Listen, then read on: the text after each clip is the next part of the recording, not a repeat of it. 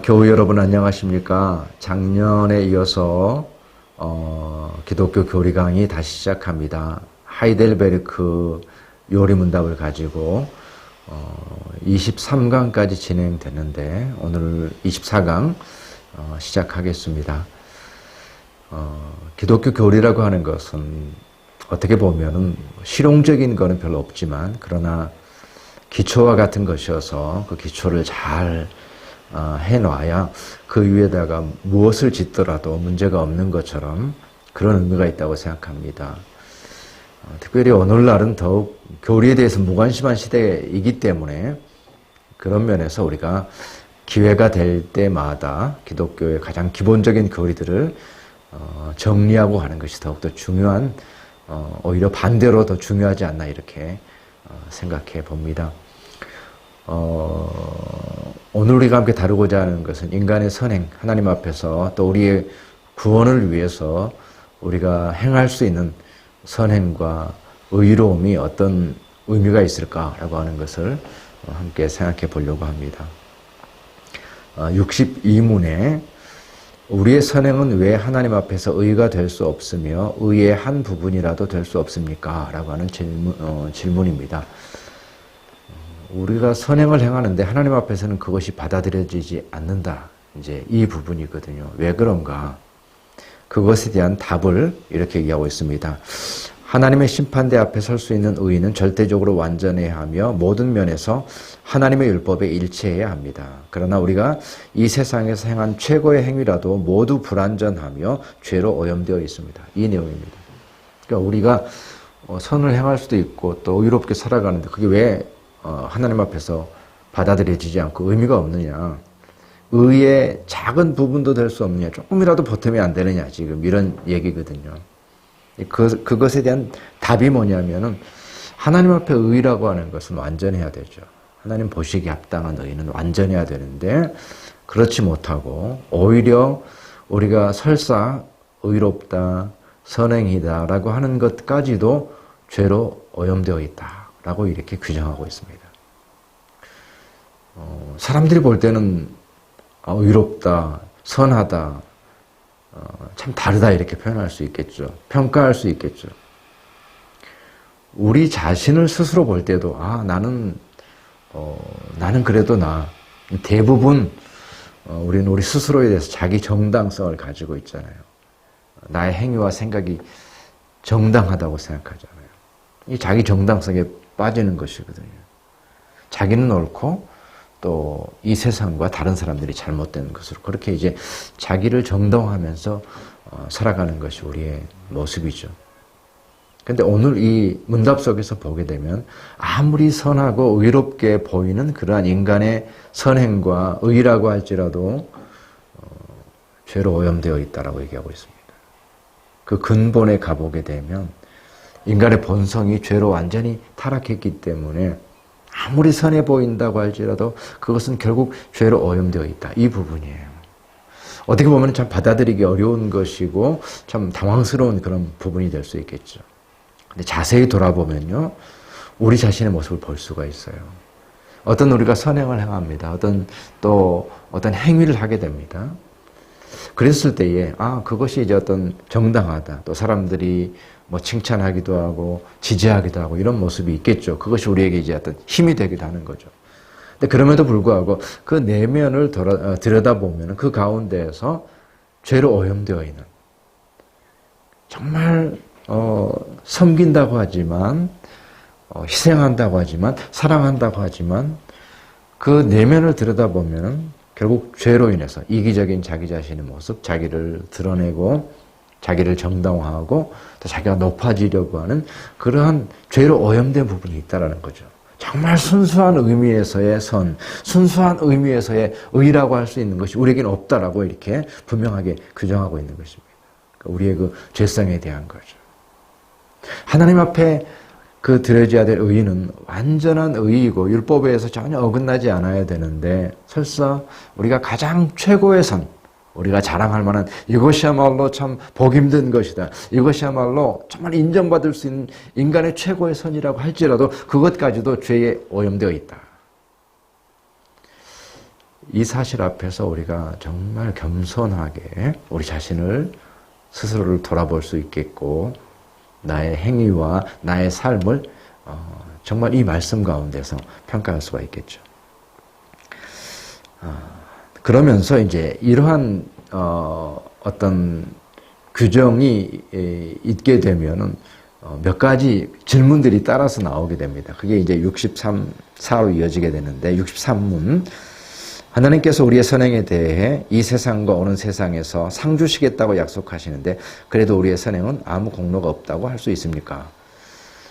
이제 약속의 말씀이 있죠. 하나님께서 그 선행에 대해서 상을 주신다, 갚아주신다. 이 세상에서 그리고 우리의 삶이 끝났을 때 오는 세상에서 그 선행에 대해서 상을 주시겠다고 약속을 하신 말씀이 있죠. 그것에 대해서 우리는 어떻게 해야 되는가라고 말할 때 아주 중요한 부분이고 약간 어떤 그 우리가 가지고 있는 신앙의 상식과 좀 배치될 수 있기 때문에 질문이 될 수가 있는 거죠. 그것에 대한 답은 하나님의 상은 공로로 얻는 것이 아니고 은혜로 주시는 선물입니다. 이렇게 얘기하고 있습니다. 상을 주시는데 그 상이라고 하는 것은 우리가 하나님의 기준에 합당한 그러한 선행과 의를 행했기 때문에 주시는 것이 아니라 그것 역시도 선물이에요. 그것 역시도 주님의 공로, 예수 그리스도의 구원하심, 예수 그리스도의 의롭다 하심, 바울 사도의 표현으로는 하나님의 의를 통해서 얻게 되는 것이 은혜로서 주시는 선물입니다. 그래서 우리의 어떤 의의도, 어떠한 의의도 죄로 오염되어 있기 때문에 설사 우리가 하나님의 뜻을 행하기 위해서 최선을 다하고 우리의 삶을 다 희생하고 한다고 할지라도 나는 이랬기 때문에 상을 받을 만해라고 말할 수는 없다는 겁니다. 오히려 예수님께서 말씀하신 것처럼 그 행할 것을 다 행한 후에 그 종이 밭에 가서 일도 하고 주인 시중도 들고 하면서 그렇게 자기 책임을 끝까지 다했던 그 종이 스스로에 대해서 나는 무익한 종입니다. 그냥 할 일을 했을 뿐입니다. 라고 하는 이 고백.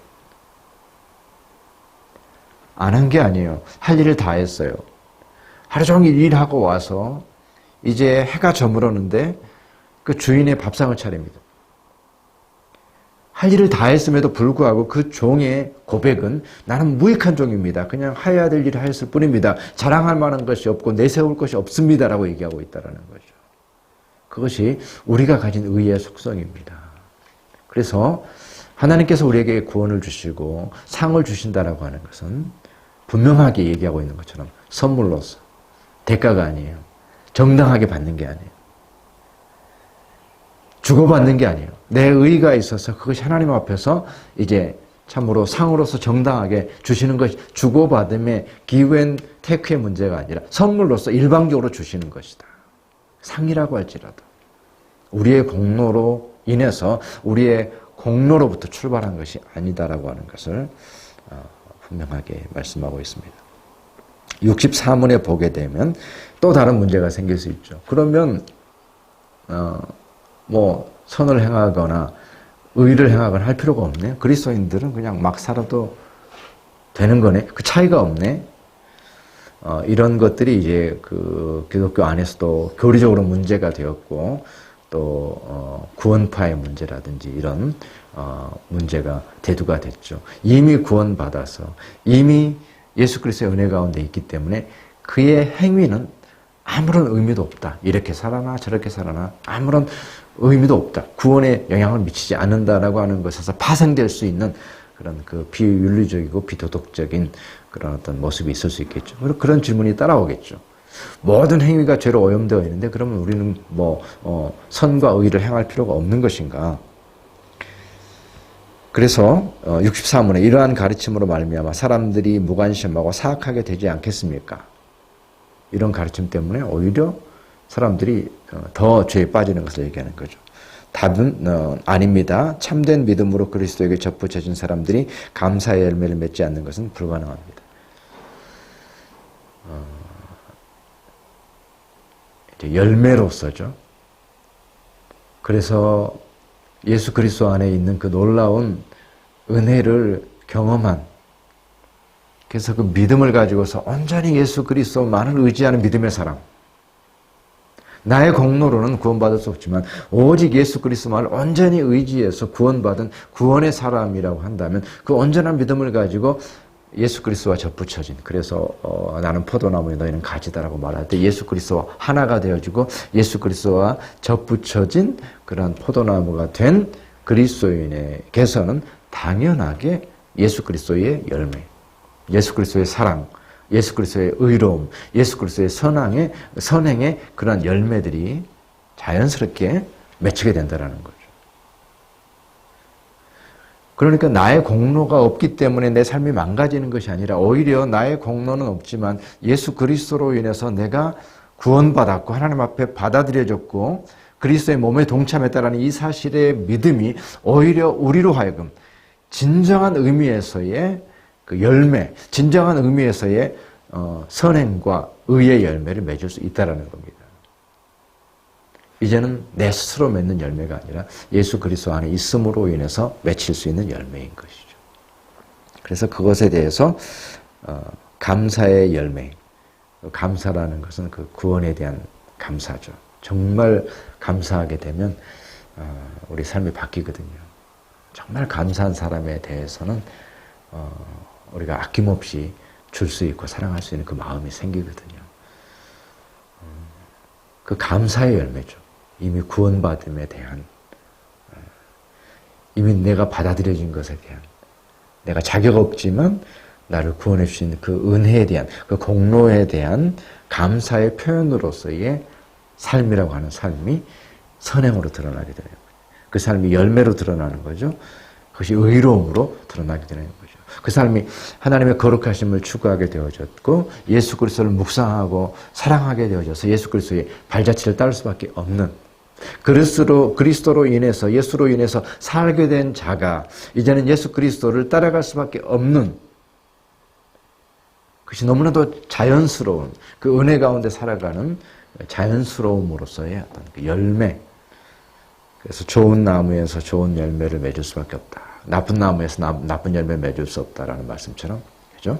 좋은 나무에서 좋은 열매를 맺을 수밖에 없는. 내가 이미 예수 그리스도 안에 있기 때문에 그 안에서 우리 삶이 망가지거나 사악해지지 않고 선한 열매를 맺게 된다.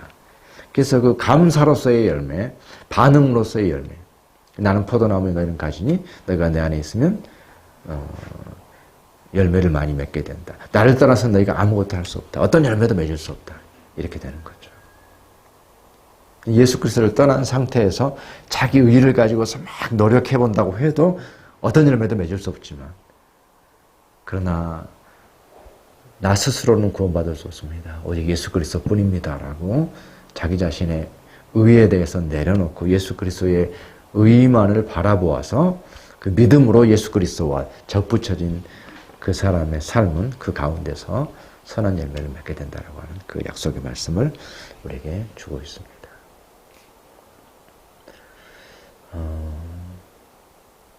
어떻게 보면 일반적인 어떤 그 도덕률을 뛰어넘는 정말로 우리 자신의 깊은 심연까지 들어가서 내가 다 인식할 수 없고 의식할 수 없는 나 자신의 모습까지도 파악하게 될 때에 오늘 이 가르침 속에 나 자신, 나는 아무런 공로도 없습니다.